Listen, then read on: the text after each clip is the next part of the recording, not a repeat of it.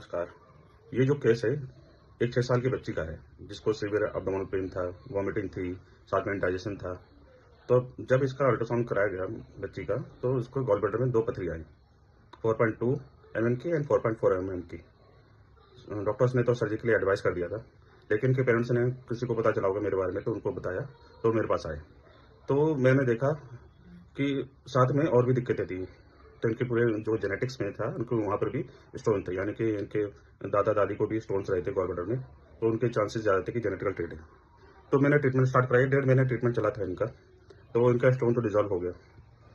लेकिन क्योंकि असली में रीज़न क्या था कि इनका जो बच्ची थी, वो काफ़ी जंक फूड खाती थी, यानी बाहर के चिप्स, पैकेट्स और भी चीज़ें थी, जिससे कि जो उनका जेनेटिक ट्रिगर हुआ था। पर बच्चों में गॉल स्टोन होना, यानी पित्त की थैली की पथरी होना काफ़ी रेयर होता है, लेकिन कभी-कभी ये हो जाता है। तो लेकिन आजकल के जो इलाज चल रहा है हमारा, जंक फूड का, इन चीज़ों का, इससे ये जो टेंडेंसी है बनने की, काफ़ी बढ़ गई है। मेडिसिन होती है, ये स्टोन को नेचुरली डिसॉल्व करती है, जैसे बनी है, उसी तरह से ये डिसॉल्व कर देती है। साथ ही साथ इसकी रिकरेंसी, यानी कि बार-बार होने की जो टेंडेंसी है, उसको भी रोक देती है, चाहे किडनी स्टोन हो, चाहे गॉल ब्लैडर स्टोन हो। लेकिन गॉल ब्लैडर स्टोन के बारे में एक चीज़ जानना ज़रूरी है, इसका सक्सेस रेट 30 to 40% है, यानी कि 10 में से 3 या 4 लोग ही ठीक होते हैं।